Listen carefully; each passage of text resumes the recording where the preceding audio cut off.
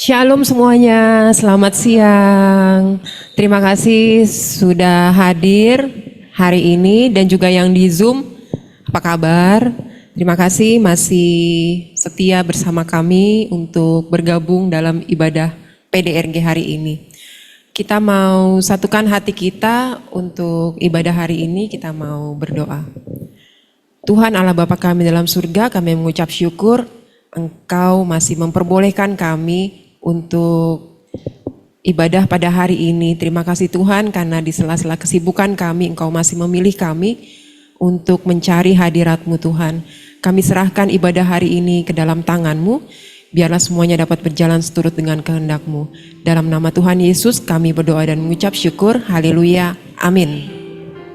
Kita mau bangkit berdiri, kita mau bersuka cita, kita mau bawa pujian kita di hadapan Tuhan, kita mau bersorak-sorai bagi nama Tuhan.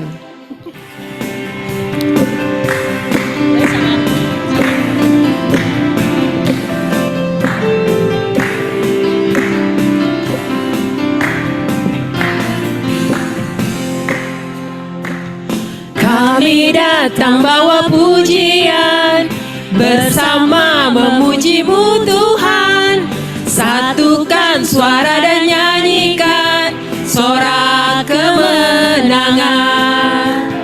Kami datang bawa pujian, bersama memuji-Mu Tuhan, satukan suara dan nyanyikan sorak kemenangan. Gloria, Gloria,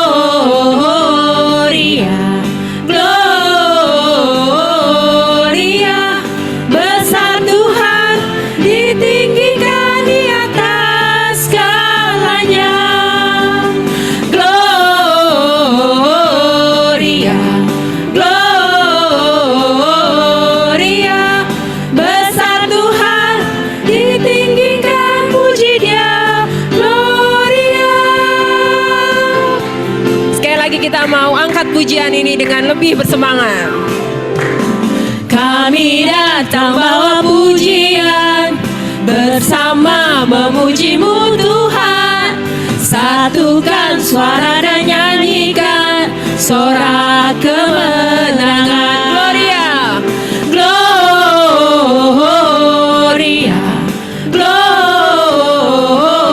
Gloria, besar Tuhan, ditinggikan di atas segalanya. Gloria, Gloria, besar Tuhan, ditinggikan, puji Dia. Gloria, besar Tuhan, ditinggikan, puji Dia. Gloria.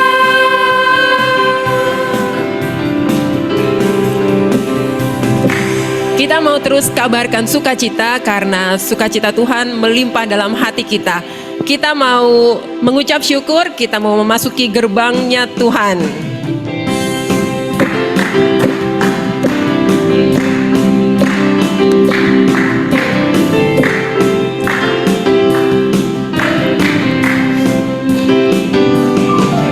Masuki gerbangnya dengan hati bersyukur, halamannya dengan pujian. Hari ini harinya Tuhan. Kataku hari ini harinya Tuhan, ku bersuka sebab Dia girangkanku. Dia girangkanku, oh Dia girangkanku, ku bersuka sebab Dia girangkanku. Oh, Dia girangkanku, oh Dia girangkanku, ku bersuka sebab Dia girangkanku. Kita mau terus bersuka cita. Masuki gerbangnya dengan hati bersyukur, halamannya dengan pujian. Kataku hari ini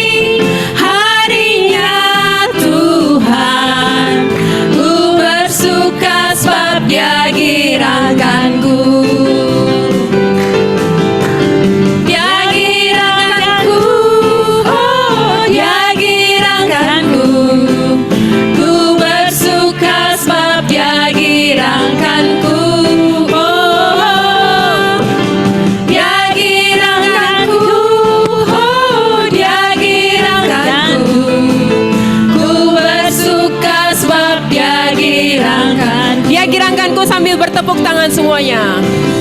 Dia girangkanku, oh dia girangkanku. Ku bersuka sebab dia girangkanku.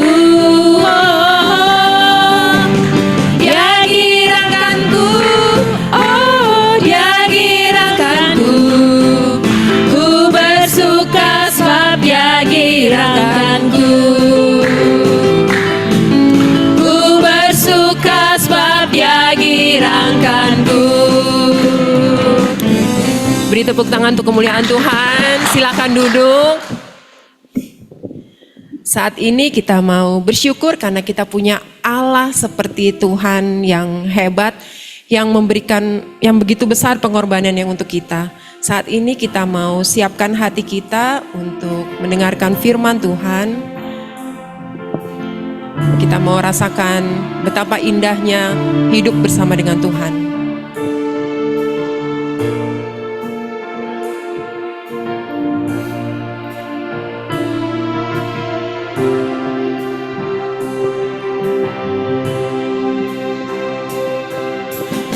Kemanakah aku dapat pergi, menjauhi roh-Mu yang suci, Kau sahabat dan Kau dekat.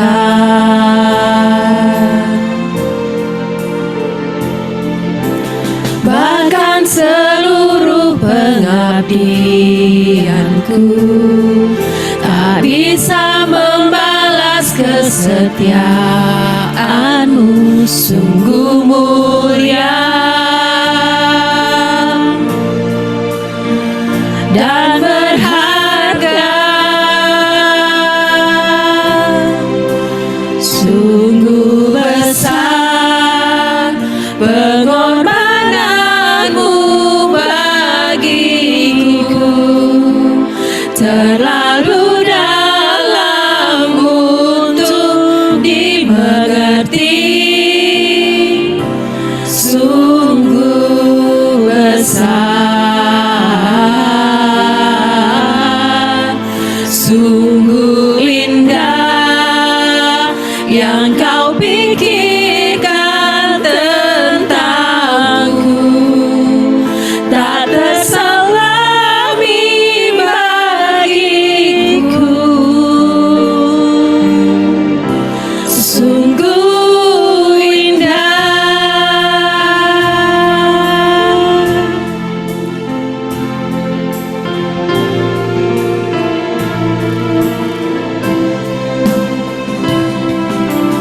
Kemanakah aku dapat pergi, menjauhi roh-Mu yang suci, Kau sahabat dan Kau dekat.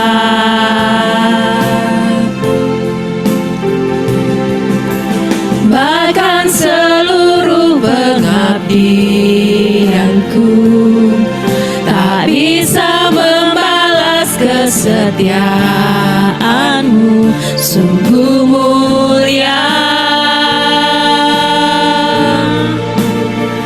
dan berharga, sungguh besar pengorbanan-Mu bagiku, terlalu dalam untuk dimengerti, sungguh besar, sungguh indah yang Kau pikirkan tentangku, tak terselami bagiku, sungguh indah,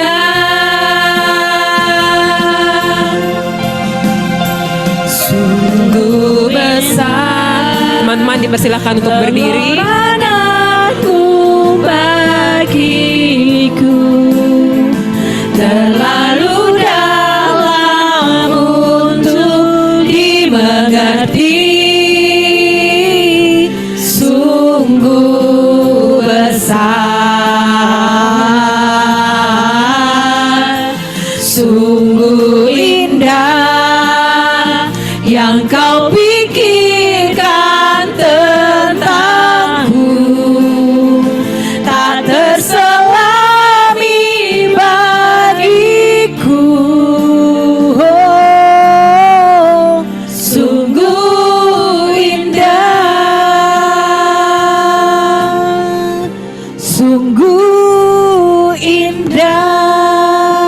sangat indah ketika kami berada di dalam hadirat-Mu Tuhan.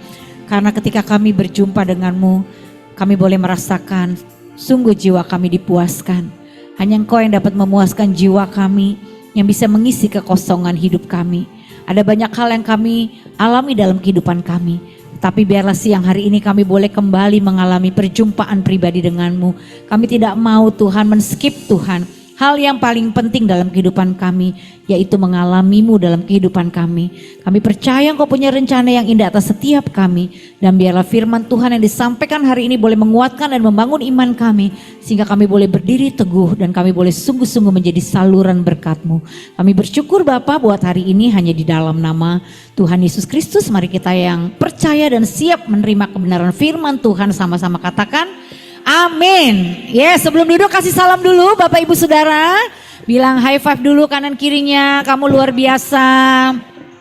Di tengah kesibukan kita boleh sama-sama ya memberi diri kita juga untuk beribadah. Ya, silakan duduk. Apa kabar semuanya? Silakan duduk Bapak Ibu. Apa kabar? Yang di online juga di Zoom, halo, shalom ya. Kita juga percaya ya, baik lewat onsite maupun lewat Zoom, selama hati kita terbuka untuk menerima lawatan Tuhan, pasti ya kita mengalami hidup kita diubahkan. Amin. Ya, saudara, kita bersyukur boleh berjumpa lagi ya. Nama saya Sandy Sujak. Saya istri dari Bapak Doni, kami 26 tahun menikah, dikaruniai 3 putri ya. Putri pertama Vania 25, Vanessa 19 dan Valerie mau 17 November besok ya. Puji Tuhan semuanya wanita. Dan hari ini kita akan sama-sama ya membahas tentang satu kebenaran firman Tuhan, yaitu tentang yang namanya mengejar kebahagiaan. Ya, saudara tahukah bahwa setiap kita tentunya ingin hidup kita bahagia? Setuju? Shalom saudara, setuju? Ya, yang di online setuju ya. Kita semua pasti ingin hidupnya bahagia, tidak ada satupun manusia yang ingin hidupnya menderita. Ya, namun kita mau sama-sama menggali lebih dalam. Banyak orang itu kan semua hidupnya ingin mengejar kebahagiaan. Kita bekerja, kita melakukan aktivitas kita, ujungnya kita pengen bahagia, kita ingin hidup kita tentram, kita pengen hidup kita sejahtera dan damai. Namun kebahagiaan seperti apa sih yang kita kejar, yang kita ingin raih dalam hidup kita? Ya, di Mazmur 16 ayat 11 kita baca sama-sama yuk. Engkau, baca sama-sama, Engkau memberitahukan kepadaku jalan kehidupan. Di hadapanmu ada sukacita berlimpah, di tangan kananmu ada nikmat senantiasa. Jadi saudara ya, Tuhan itu ingin memberitahukan kepada kita jalan kehidupan ya. Jadi ternyata kebahagiaan yang sejati itu hanya ada di jalannya Tuhan. Amin. Di jalan kehidupan, dikatakan di jalan kehidupan ini ada sukacita yang berlimpah. Ya, sukacita yang tidak dibatasi dengan cuan kita berapa, cien kita berapa, ya, rekening kita berapa. Tapi di sini sukacita yang berbeda. Di tangan kananmu ada nikmat senantiasa. Siapa di sini kalau makan sampai ngerasain ya, aduh nikmat banget sih makanan ini. Ya, ngangenin pengen balik lagi gitu loh. Banyak jenis ayam, tapi kalau di situ tuh ayamnya kok nikmat banget. Ya, mengundang selera makan ya. Wah, yang lapar tambah lapar nih ya. Nah, saudara, Tuhan tidak hanya tunjukkan jalan kehidupan. Ya, perhatikan baik-baik. Ia berjalan bersama kita, memenuhi setiap langkah kita dengan apa? Sukacita melimpah dan nikmat senantiasa. Ya, nah saudara, kalau kita lihat ada 2 jenis kebahagiaan. Ya, yang pertama itu bahagia yang sejati, yang ada di dalam jalannya Tuhan. Yang kedua adalah bahagia yang palsu, yang semu, yang berada di luar jalannya Tuhan. Nah, yang menentukan siapa yang menjadi sumbernya. Kalau yang asli, yang sejati sumbernya dari Tuhan. Kalau yang palsu, ya, yang semu, yang fana sumbernya dari dunia. Setuju? Ya, kalau bahagia dari Tuhan itu kekal, katakan sama-sama kekal. Ya, tidak bisa dibeli dengan uang. Ya, kenapa? Karena bahagia dari Tuhan itu nggak bisa diukur nilainya dengan uang. Makanya kan Tuhan beli Anda dan saya bukan dengan emas dan perak, tapi dengan darah. Kenapa? Karena kita itu nggak bisa dibeli dengan uang. Kenapa? Sebegitu berharganya kita, makanya Yesus beli kita dengan kematiannya dan penebusannya di kayu salib. Dengan darah dia bayar hutang dosa kita dengan lunas. Makanya lihat, kalau kita sudah di dalam kelahiran baru di dalam Tuhan Yesus, kita nggak bisa lagi bahagia yang bersumber dari dunia. Dulu saya juga belum bertobat, bahagianya sumbernya dari dunia. Kepahitan sama orang tua, lari dugem, lari ngerokok. Seolah-olah ya enjoy, fun, hang out tiap malam, clubbing tiap malam. Dulu ya, waktu sebelum saya bertobat ya. Waduh, rasanya sepertinya dugem-dugem, enjoy, senang, tertawa. Siapa bilang? Wajah tertawa. Ya, tapi hati merana saudara ya. Hati penuh dengan penderitaan karena itu di luar Tuhan. Ya, dunia ini nggak bisa puaskan. Ya kita sekalipun ya, kalau kita pun berasal dari keluarga yang baik-baik saja saudara. Tidak ada kendala dengan masalah orang tua ya. Mungkin orang tua kita baik-baik saja, suami kita baik-baik saja, istri kita baik-baik saja. Keuangan kita baik-baik saja, tapi kalau di luar Tuhan tetap tidak ada kebahagiaan. Katakan amin. Karena kebahagiaan itu beda dengan kesenangan. Ya, kalau saudara di sini yang udah punya rumah, coba ya saudara ingat kembali masa-masa kok masih ngontrak. Ya, kita masih ngontrak, kita pengen punya rumah, kita nabung, kita kumpulin DP supaya kita bisa cicil, ya kan? Supaya tujuannya cicilannya bisa lebih ringan ya kan kalau DP-nya lebih besar. Tapi setelah kita melewati prosesnya, terus kita punya rumah, lama-lama rasanya gimana saudara? Biasa aja ya. Teman saya konon ya, teman saya tuh beli rumah di atas 25 miliar cash saudara. Bisnisnya menanjak, hebat dia beli rumah. Waktu pertama-tama kita diundang open house, kita pun yang datang, wow keren, ikut senang betul tidak?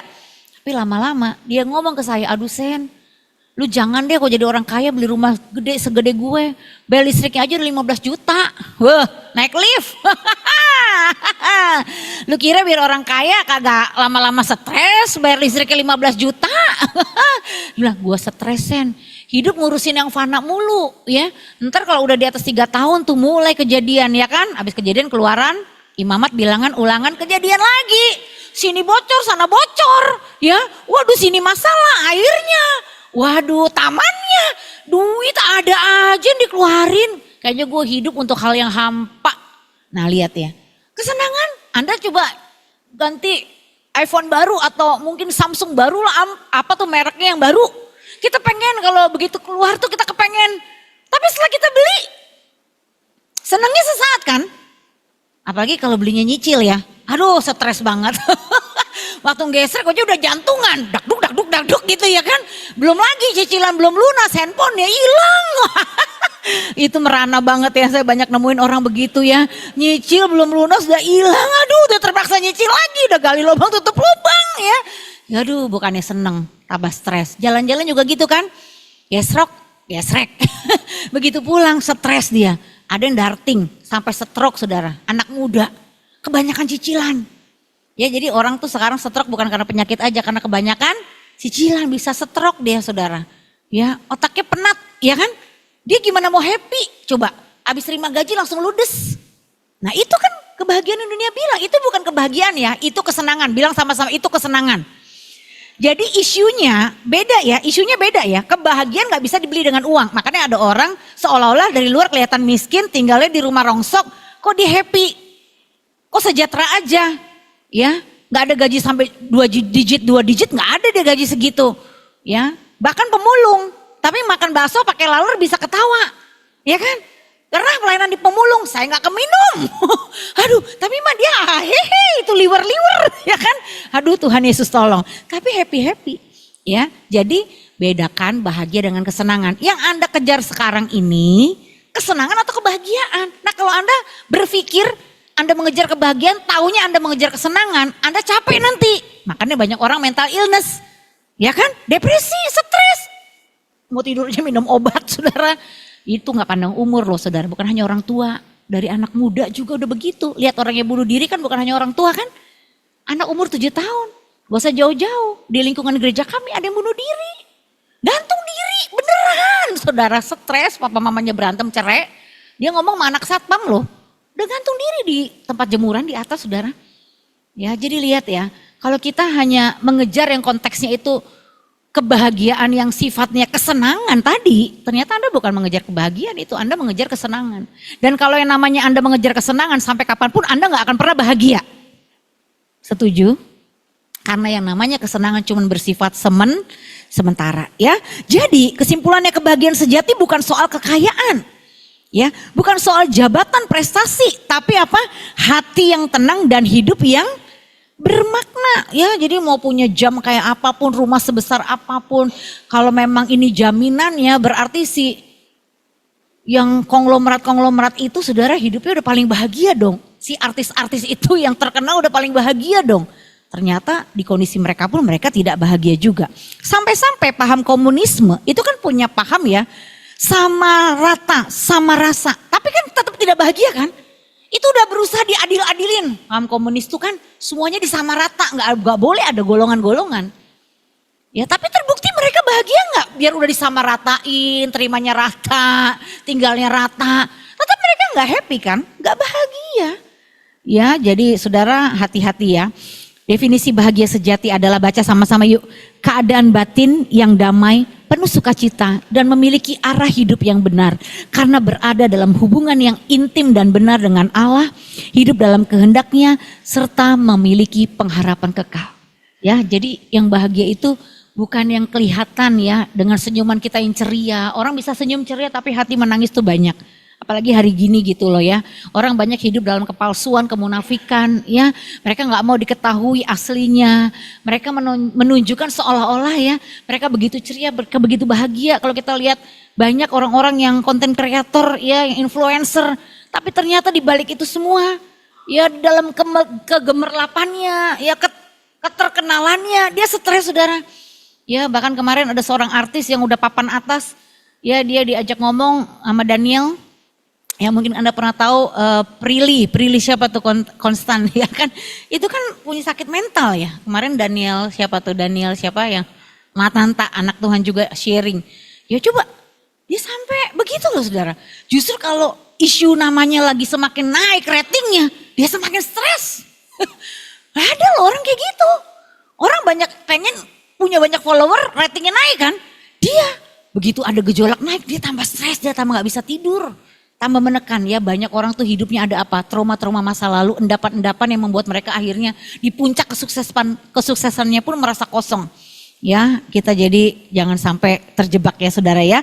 Jadi 3 poin utama tentang kebahagiaan. Yang pertama, kebahagiaan dunia tanpa Tuhan itu kosong. Ayo baca sama-sama.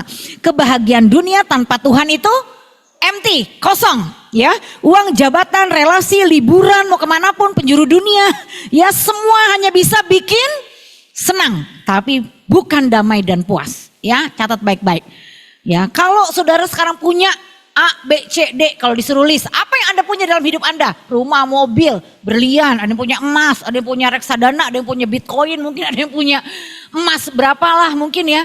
Kalau semuanya itu sekarang diambil, Anda bahagia nggak? Ya, coba Anda tanya sama diri saudara sendiri. Kalau hari ini semua yang Anda punya misalkan hilang gitu loh. Kan dunia gak ada yang abadi. Kita aja gak tahu sejam akan terjadi apa, betul tidak? Nah kayak saudara-saudara kita yang kemarin perang, yang kemarin mesti kehilangan saudaranya. Kita deh pandemi kemarin. Berapa banyak kita kehilangan orang-orang yang kita kasihi. Anda tetap bisa bahagia gak? Nah Anda mesti cermati ya. Fokuskan pencarian kebahagiaan bersama Tuhan, bukan di luar Tuhan. Makanya Markus 8 ayat 36 berkata, apa gunanya jika seseorang memiliki seluruh dunia tetapi kehilangan hidupnya, kehilangan nyawanya.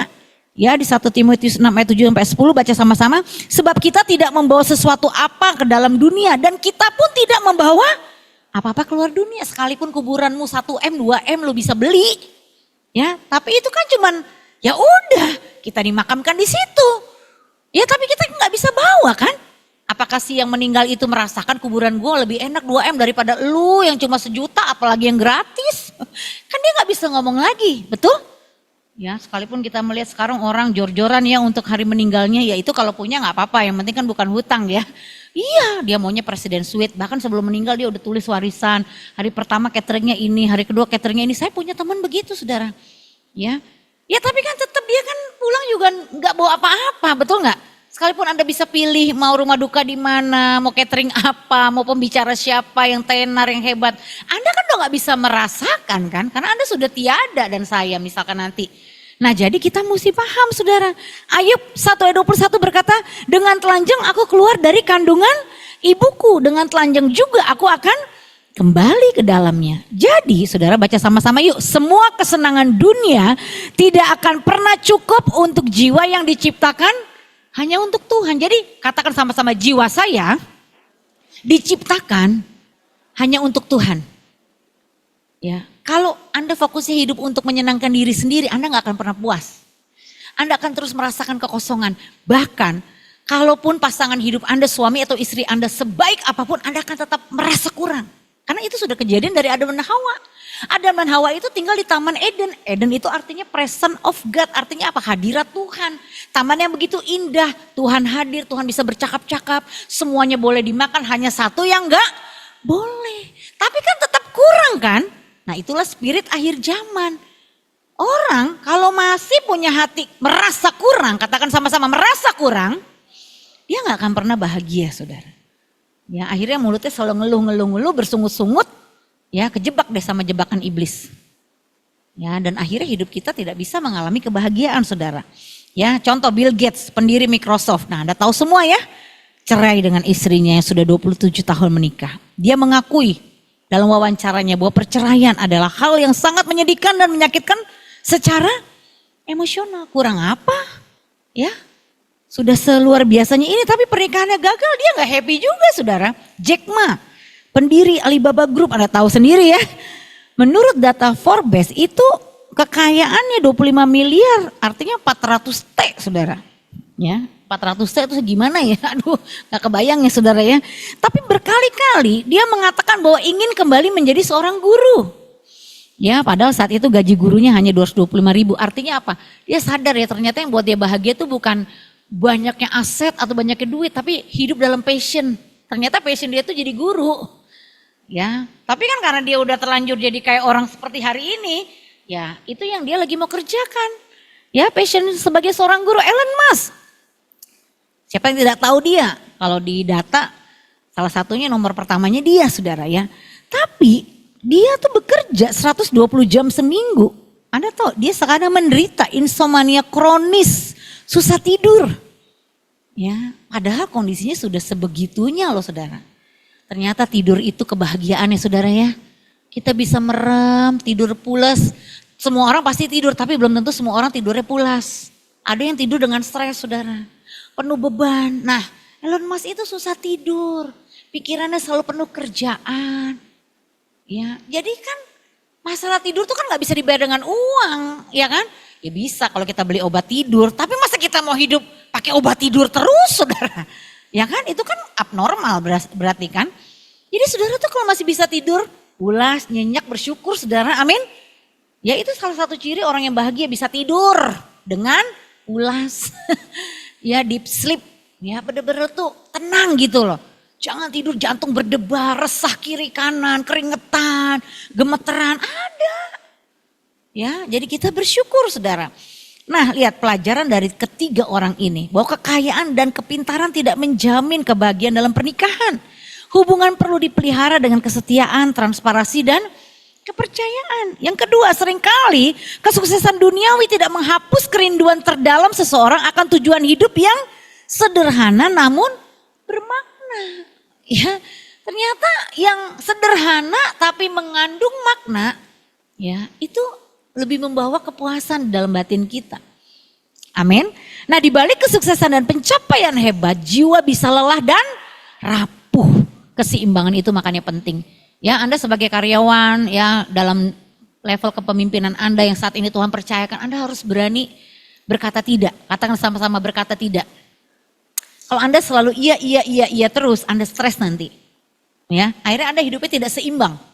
Karena orang akhir zaman ini ya, salah satu kendalanya adalah paling susah berkata tidak. Ya, semuanya mau diiyain. Yang penting asal bapak senang, asal ibu senang. Ya, kenapa? Karena fokus orang hidup sekarang itu ingin mencari reputasi, ingin mencari pencitraan. Ya, ingin mencari pengakuan, ingin mencari penghargaan, dan untuk mendapatkan itu dia harus bilang semuanya iya. Ya, makanya terjadi banyak penyimpangan kan. Kenapa? Ya karena semuanya harus iya. Dan akhirnya kita stres sendiri saudara. Ayo lebih cermati kembali kehidupan kita ya. Kamu bisa punya segalanya, tapi tanpa Tuhan tetap merasa tidak punya apa-apa. Ya, banyak contohnya lah ya. Tanpa Tuhan kita gak punya apa-apa. Yang kedua, bahagia itu bukan tujuan. Baca sama-sama yuk, bahagia itu bukan tujuan, tapi buah dari hidup yang benar. Kalau goal, apa goal hidup kamu? Saya kepengen bahagia. Ya udah kawin gak bahagia juga, udah punya anak gak bahagia juga, udah punya mantu gak bahagia juga, punya cucu gak bahagia juga.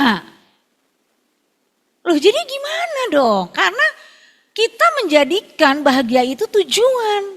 Padahal bahagia itu bukan tujuan, bahagia itu bukan target kayak kita.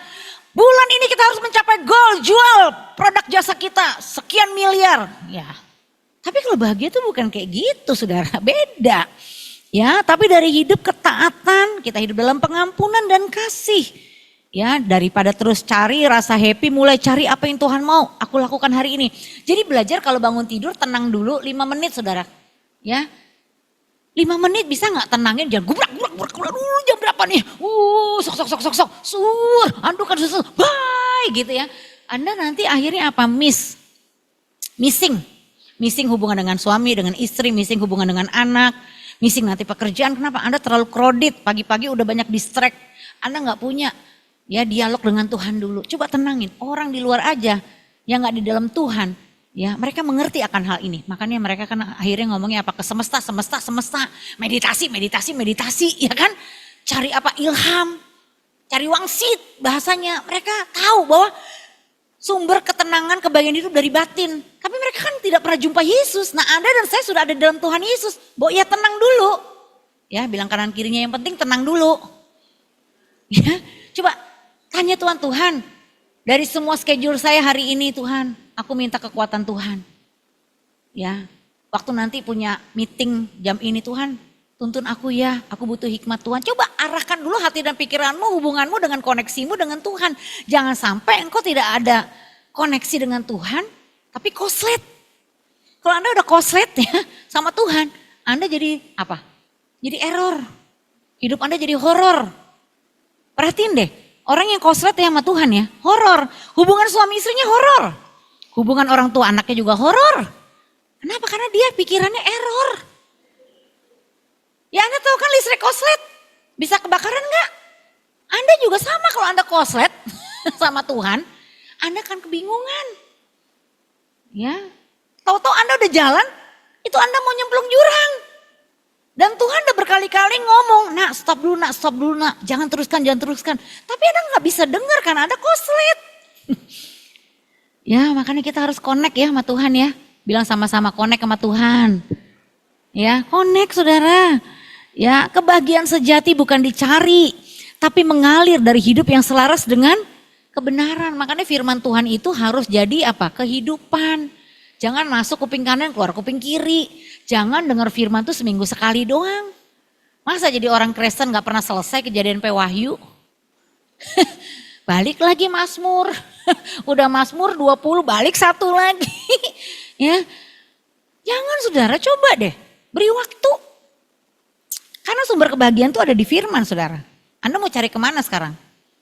Anda kalau punya duit pun bisa konselor, bayar sejam 2 juta. Tenang juga cuma sesaat. Teman saya kan pakar psikolog, psikiater di Siloam Kebonjeruk. Ya, nggak semua orang saudara bisa menemukan solusi jawabannya ke psikolog psikiater. Psikolog psikiater itu bukan menentukan dan membuat kita bisa menemukan akar masalah. Ya, tapi kalau Tuhan bekerja dalam hidup kita, kita tuh bisa menemukan akar masalah kita. Beda loh saudara, menyelesaikan masalah dengan akar masalah. Ya, bilang sama-sama beda. Menyelesaikan masalah sama akar masalah. Tuh pohon lu bisa tebang dalam waktu cepat, copot. Tapi kalau akar pohon rambutan di rumah saya itu harus ada mobil ya, yang beratnya itu harus capek bisa angkut. Dan itu gak bisa sembarang saudara. Beda. Saudara pikir kalau yang namanya di jiwa itu area jiwa, psikolog psikiater pun hanya menolong sesaat. Paling mentoknya lu dikasih obat. Ujungnya supaya dikasih obat supaya apa? Supaya lu tenang, bener gak? Tapi kan gak bisa bawa kita kepada kesembuhan. Ya makanya yang bisa menyembuhkan saya ini orang gila dulu saudara. Artinya apa? Saya punya kelainan jiwa. Karena dari umur 4 tahun emang udah banyak desperate ya. Papa mama bercerai, 5 SD udah diperkosa. Jadi tahu sendirilah orang-orang yang punya mental illness ya. Saya dari kecil tuh udah kejang-kejang. Ya, dan sudah dibawa ke psikolog psikiater dan sudah minum obat. Saya sadar kalau bukan karena perjumpaan dengan Tuhan Yesus saya gak bisa sembuh saudara.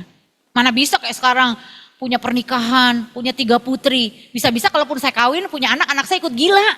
Kenapa? Karena emaknya gila. Beneran saudara, ini serius loh.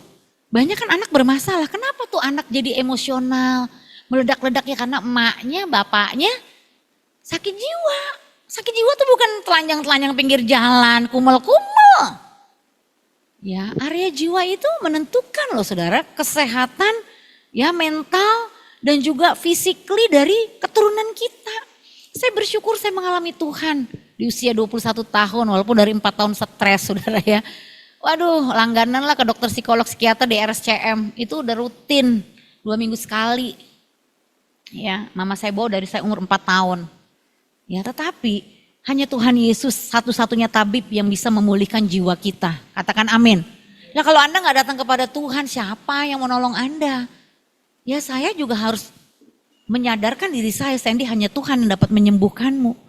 Ya, lihat Pengkhotbah 1 ayat 14 saudara dikatakan, aku telah melihat segala perbuatan yang dilakukan di bawah matahari ini Salomo ya. Tetapi lihatlah segala sesuatu adalah kesia-siaan, namanya habalim, itu bahasa aslinya. Sesuatu yang cepat lenyap, seperti napas, asap uap dan usaha menjaring angin. Ya, raut, ruah artinya. Pekerjaan yang sia-sia, tidak mungkin ditangkap seperti mengejar hal yang tidak bisa dimiliki. Itu kayak angin aja. Lu mau meluk angin hilang. Hidup kita pun seperti itu saudara. Semua yang di dunia ini sekejap bisa hilang. Napas kita pun seperti uap bisa hilang. Ya, pernah ketemu teman yang baru tadi pagi gue ngobrol ketemu dia depan lift. Masa iya sih dia udah gak ada? Kita kaget kan? Ya ampun tadi lo aku baru teleponan sama dia. Saya tuh suka gitu. Masa sih? Baru lo kemarin ini yang belum lama, baru kemarin kita sama-sama ke puncak. Makan asinan perut katanya sakit keras. Bawa ke rumah sakit 2 hari lewat. Ya, suka ngalamin begitu kan itu artinya seperti uap. Ya, kita lihat Salomo saudara. Salomo itu melebihi semua raja di bumi dalam hal kekayaan dan hikmat. Salomo itu punya segalanya, istana, perempuan, pesta, taman megah. Tapi tetap hampa. Salomo itu kan orang yang diberikan hikmat sama Tuhan. Ya, kesalahan Salomo dimulai dari apa? Bukan dari pemberontakan terang-terangan, tapi dari toleransi terhadap dosa kecil, yaitu menikahi wanita asing, membiarkan penyembahan berhala. Dan akhirnya Salomo meninggal sebagai raja, tapi bukan sebagai pahlawan iman. Padahal segitunya dia orang yang berhikmat, tapi dia tidak meninggalkan dunia ini sebagai pahlawan iman. Ya kita cuma kenalnya sebagai Raja Salomo yang penuh hikmat betul. Tapi endingnya dia tidak pahlawan iman. Dia tidak memberikan contoh teladan iman. Ya, kalau kita saat nanti dipanggil Tuhan. Ya masa kita cuma hanya bangga ninggalin warisan banyak sama anak.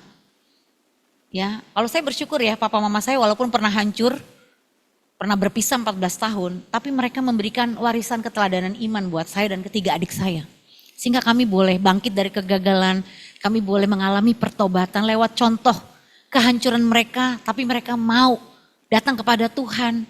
Ya, mama saya dari seberang kenal Tuhan Yesus, berjuang ditinggalin papa. Ya, tapi mama saya bertahan dalam iman, sekali ikut Yesus tetap ikut Yesus. Walaupun saya dan ketiga adik saya itu saat itu berontak, kacau hidupnya, amburadul. Tapi karena kami punya figur contoh seorang ibu yang hidup dengan iman yang teguh. Ya akhirnya membuat papa kami tuh bertobat, balik lagi kepada Tuhan, keluarga kami dipulihkan. Itu tuh termemori ya, artinya terpendam dalam memori yang dalam bahwa keteladanan iman itu sangat penting dalam dunia ini saudara, amin. Kalau kita nggak ada contoh teladan iman dalam hidup kita, masalah sedikit aja kita mah kayak angin ke bawah gitu ya, ke bawah gelombang, ke bawah arus hidup. Ya, mari saudara bangun imanmu. Supaya kau bisa meninggalkan warisan iman kepada anak-anakmu. Ya, Salomo sudah mencoba semuanya dan dia berkata tanpa Tuhan semuanya kosong. Dunia bisa memberi kesenangan tapi tidak kepuasan sejati. Karena apa saudara, kebahagiaan bukan soal punya segalanya tapi soal siapa yang memiliki hati kita. Makanya saudara mari tukar pengejaran yang hampa dengan penyerahan yang penuh sama Tuhan. Sampai satu titik saya sadar ya ketika ketiga kalinya saya mau bunuh diri. Saya mabuk nyetir mobil, cuman bisa lihat jalan tol tuh warna putih garis, udah gak bisa lihat depan. Saya pikir saya nabrak tronton atau nabrak tiang listrik. Itu udah cita-cita saya. Dan saya bawa 2 teman saya. Pokoknya gue gak mau mati sendiri. Kalau gue mati sendiri kuburan sepi. Ya, tapi kalau gue mati bertiga kuburan rame. Waktu itu zaman saya korannya Suara Pembaruan, Kompas, Pos Kota. Telah mati 3 anak muda. Korban kecelakaan di jalan tol. Saya sudah punya bayangan begitu. Tapi di hati saya yang paling dalam, biar mampus loh ya nanti bokap nyokap datang biar nyesel. Saya benci banget dulu sama papa mama saya. Saya merasa disia-siakan sebagai anak. Bahasanya udah kasar tuh ya, biar mampus, gue dendam sampai mati, gue gak bisa ampunin. Biar lo nyesel nanti lihat anak lo mati ya. Cuman begitu. Puji Tuhannya loh, Tuhan luputkan dari maut saudara. Nah sejak saat itu, saya tuh cari Tuhan sungguh-sungguh. Why Lord, kenapa aku tuh mau mati kok gak mati-mati? Di situ saya tuh gak pernah baca Alkitab, boro-boro ya denger suara Tuhan. Aduh rohani banget deh bisa denger suara Tuhan, saya mah duniawi. Gak pernah baca Alkitab, ke sekolah minggu doang. Cuman main-main karena dipaksa. Ya, ibadah remaja, pemuda karena dipaksa mama saya strict dalam hal ibadah. Ya, tapi hari itu saya nggak bisa memungkiri hati saya. Ada suara kecil di hati saya ngomong, karena aku punya rencana yang di atas hidupmu. Karena aku mengasihimu. Wah, mengasihi saya. Masa iya sih Tuhan mengasihi saya? Saya nggak percaya dong. Gue orang berdosa begini Tuhan. Saya mana layak di hadapan Tuhan. Disitulah Tuhan bawa saya kepada perenungan salib Kristus. Bahwa aku sudah mati bagimu untuk menebus dosamu. Karena kamu begitu berharga di mataku. Aduh hati saya bahagia saudara. Saat itu saya seperti kayak ada di mana ya, kondisi padang gurun. Kering kerontang kosong, tapi hari itu saya kayak dipenuhi dengan kasih. Nah sejak saat itu sampai hari ini. Ya saya memenuhi panggilan Tuhan dalam hidup saya. Jadi saudara temukan kebahagiaan sejati saat saudara mengalami perjumpaan dengan Tuhan. Ya, di Pengkhotbah 12 ayat 13 Salomo berkata di akhir dari kehidupannya. Baca sama-sama. Akhir kata dari segala yang didengar ialah takutlah akan Allah dan berpeganglah pada perintah-perintahnya. Karena ini adalah kewajiban setiap orang. Takut akan Tuhan itu membuat hidup kita tenang saudara. Saat hidupmu benar di hadapan Tuhan, kebahagiaan akan mengejarmu. Bukan sebaliknya. Amin. Kebahagiaan akan mengejarmu. Yang ketiga. Untuk kita mengalami kebahagiaan sejati adalah, baca sama-sama, fokuslah pada hal yang esensial, mengenal dan melayani Tuhan. Anda bekerja nih melayani Tuhan loh. Kolose 3 ayat 23, apapun yang kamu kerjakan, kalau kamu kerjakan untuk Tuhan, kamu melayani Tuhan. Dari Tuhan kamu menerima upahnya. Gaji yang saudara terima itu bukan upah, itu gaji. Orang kerja dapat gaji, orang bisnis dapat untung, itu wajar. Tapi kalau upah dari Tuhan itu beda, bilang sama-sama beda. Makanya jangan khawatir kalau gaji belum naik. Jangan hidup cuma dipengaruhi berapa gaji. Tuhan bisa kasih upah di luar dari gaji. Amin saudara. Iya. Makanya fokus pada hal yang esensi. Maria telah memilih bagian yang terbaik yang tidak akan diambil daripadanya. Apa yang Anda kejar hari ini? Posisi, validasi orang, kenyamanan. Sudahkah Anda mengejar hadirat Tuhan dan kehendak Tuhan? Yang terpenting itu Tuhan gini, sadar, ingetin diri. Tuhan aku ada di kantor ini, aku kerja karena Tuhan punya rencana atas hidupku. Pimpin aku Tuhan dengan posisiku saat ini, dengan tanggung jawabku, job deskku supaya nama Tuhan dipermuliakan. Amin. Kau melayani Tuhan, melayani Tuhan tuh bukan khotbah kayak saya. Anda bekerja tuh melayani Tuhan. Saya selalu bilang sama jemaat, pelayanan itu bukan hanya di gereja, lo jadi singer, lo jadi WL, jadi pengkhotbah. Itu mah cuma sebagian kecil. Anda kerja, Anda melayani Tuhan. Amin. Iya. Anda berdampak di setiap profesi yang Tuhan percayakan. Jadilah terang, jadilah berkat. Ya.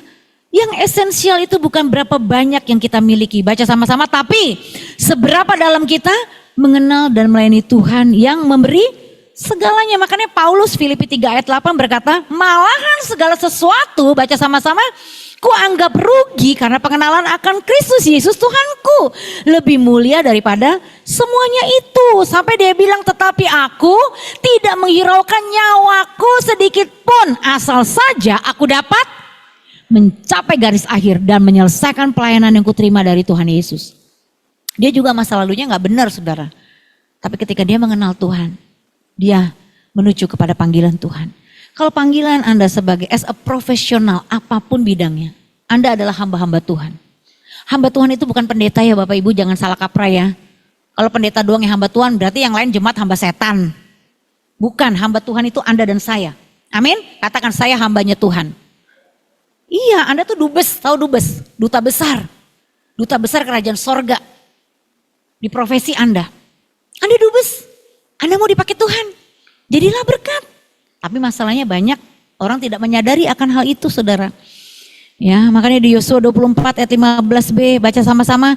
Tetapi aku dan seisi rumahku, kami akan beribadah kepada Tuhan.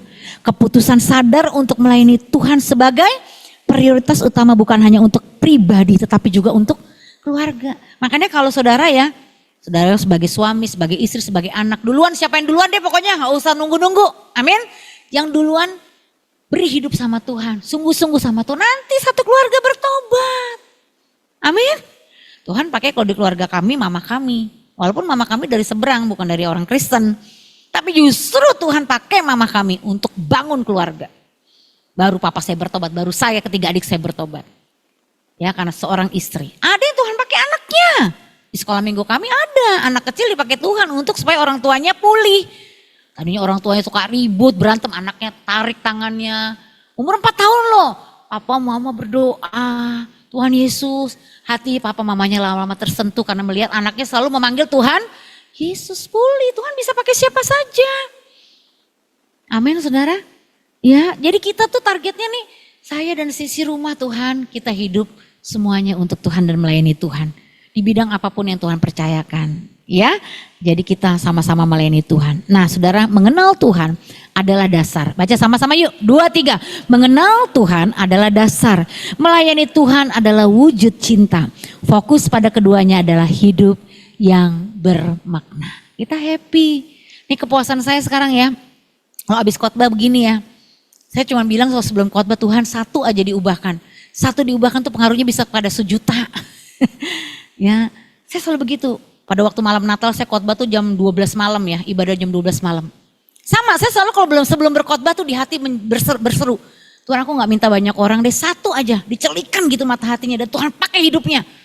Ya kayak Tuhan celikan saya sehingga saya kan bisa dipakai Tuhan kan. Sama saya juga kalau khotbah tuh punya kerinduan gitu, Tuhan ada satu orang minimum ketemu Tuhan. Kalau bisa semuanya puji Tuhan, tapi gak usah deh Tuhan, satu dulu deh. Ih, saya khotbah di malam Natal saudara. Satu keluarga yang gak pernah ke gereja itu datang saudara. Oh dia lagi mau cerai, lagi punya banyak utang, 33 kartu kredit saudara suaminya. Wah istrinya udah minta cerai. Waktu itu saya bersaksi, saya khotbah di malam Natal. Sampai sekarang dimuridkan dia berubah saudara. Dipakai Tuhan sekarang suami istri. Ya untuk melayani banyak pasutri. Saya merinding deh. Gak nyangka loh, gak nyangka saudara. Saya suka kali gitu, ibu ingat gak waktu ibu pernah khotbah di kantor ini. Saya dengar khotbah, aduh iya puji Tuhan, Tuhan pakai. Ya, kita tuh cuma saluran, katakan saya cuma saluran. Semua tuh karena pekerjaan Roh Kudus, saudara, amin. Tapi itu yang menjadi kerinduan kita. Coba, saudara punya kerinduan Tuhan, biar hidup aku tuh dipakai Tuhan untuk menjadi apa? Alat Tuhan. Ya, kepanjangan tangan Tuhan untuk membantu, menolong orang-orang di sekeliling kita. Ya, kita bisa mendoakan, kita bisa ngedengerin, itu juga pelayanan, saudara. Ya, kita senyum itu pelayanan, amin. Iya saudara, makanya jangan sering cemberut atuh ya. Ini kan kayak gini semua baik tuh mukanya ya, senyum ya. Di sini nggak ada yang cemberut saya lihat, itu pelayanan. Loh kita selamat pagi, saya tuh tegur semuanya tadi pagi mbak. Habis beli kopi tadi saya sempat mampir ya, terima kasih Tuhan memberkati. Kita begitu aja melayani loh saudara, melayani itu bukan kayak begini, bukan kayak khotbah begini saudara. Ya, buat apa habis khotbah terus hidup kita nggak benar? Yang terlebih itu kan hari-hari kita. Amin. Ya, jadi kita akhiri di sini ya. Kita berdoa sama-sama. Yuk, kita datang kepada Tuhan. Terima kasih Bapak. Apa yang menjadi pengejaran saudara selama ini? Apakah definisi kebahagiaan saudara hanya sekedar kesenangan? Ingat saudara, kebahagiaan bukan kesenangan. Kebahagiaan berbeda dengan kesenangan. Kebahagiaan tidak bisa Anda beli dengan uang. Kesenangan bisa Anda bayar dengan uang. Yang Tuhan berikan kepada kita itu tidak bisa diukur dengan emas. Tidak bisa diukur dengan perak. Karena hidupmu begitu berharga dan mulia di mata Tuhan. Tuhan tebus kita di kayu salib dengan darahnya. Hari ini Cermati baik-baik apa yang kau kejar dalam hidupmu. Kalau kau mengejar kebahagiaan, kau ingin hidupmu bahagia. Apa definisi kebahagiaan di dalam pikiranmu, di dalam hatimu? Jangan sampai saudara terjebak dengan kebahagiaan yang semu yang bersumber dari dunia. Hatimu tidak akan pernah puas, hatimu akan selalu kosong. Tapi kalau kau mau ketenangan, damai sejahtera, sukacita yang berlimpah, nikmat yang senantiasa, itu hanya ada di dalam Yesus. Apapun keadaanmu saudara, tetapkan hatimu. Jangan pernah kau keluar dari jalan Tuhan. Karena di luar jalan Tuhan tidak ada kebahagiaan. Kami bersyukur Bapak buat kebenaran firman-Mu. Bila kebenaran firman-Mu boleh termaterai dalam hati dan pikiran kami. Kami percaya hidup kami adalah alat Tuhan. Di mana kau mau memakai hidup kami untuk menjadi saluran berkat kasih Tuhan. Aku berkati semua yang sudah mendengarkan firman Tuhan hari ini. Biarlah kami boleh dicelikan. Biarlah kami boleh menerima impartasi iman dari Roh Kudus sendiri yang memberikan kami peneguhan, kekuatan. Sehingga hidup kami boleh sesuai dengan kehendak-Mu. Di dalam nama Tuhan Yesus. Haleluya. Amin. Tuhan Yesus memberkati.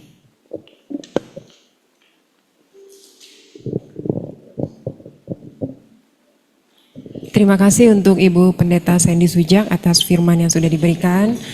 Pengumuman untuk minggu depan tanggal 19 Juli, kebaktian seperti biasa pukul 12 dan akan dilayani oleh Bapak Pendeta Didi Christian Adi Cahyono. Untuk persembahan dapat diberikan di kotak di belakang atau ditransfer di nomor rekening yang sudah tertulis di depan. Terima kasih untuk pemusik, multimedia, singer, dan juga teman-teman yang sudah hadir hari ini. Ditunggu juga kehadirannya minggu depan. Kita akan masuk ke doa syafaat dan doa berkat. Teman-teman dipersilakan untuk berdiri. Sekarang langsung saya apa Ibu? Oh iya. Kita mau nyanyi dulu. Oke. Terima kasih Bapak. Mengikut Yesus, itulah kesukaan hatiku. Ku lepas semua hakku untuk mengenal kehendaknya di hidupku. Mengiring Yesus, itulah kekuatan hidupku. Ku yakin anugerahnya mampu jadikanku hamba yang berkenan selalu. Mari kita berdoa bersyafaat untuk beberapa pokok doa Tuhan. Kami berdoa supaya PT Raja Wali Group dan semua anak perusahaan di bawahnya dan para jajaran pemimpin manajemen dan staf sampai semuanya Tuhan boleh berjalan dalam roh takut akan Tuhan.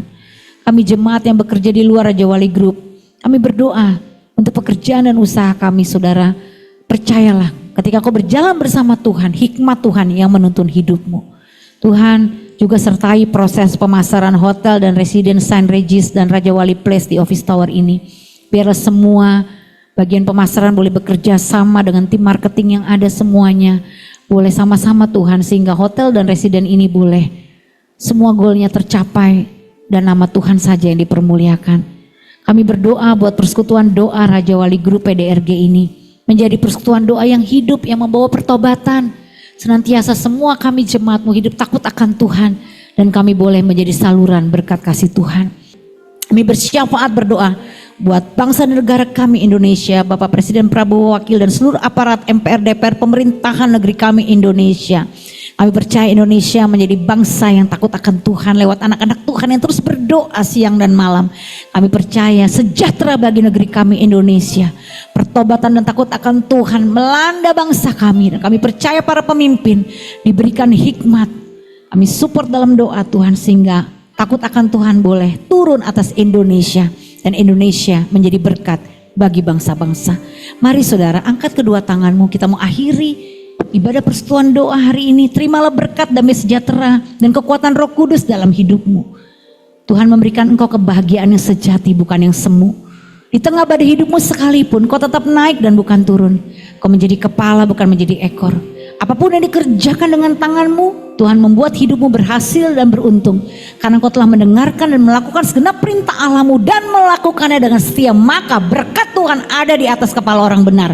Anak cucumu perkasa di bumi dan angkatan orang benar diberkati. Kami terima damai sejahtera dan sukacita yang dikerjakan oleh Roh Kudus dalam hidup kami. Di dalam nama Tuhan Yesus Kristus. Haleluya. Amin. Bapa, terima kasih. Bapa, terima kasih.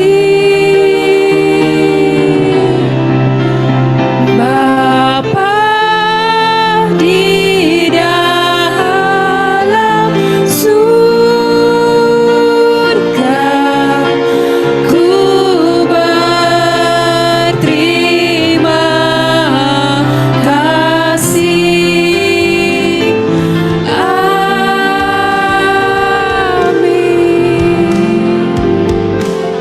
Ibadah selesai, silahkan duduk. Saat teduh untuk kita semua.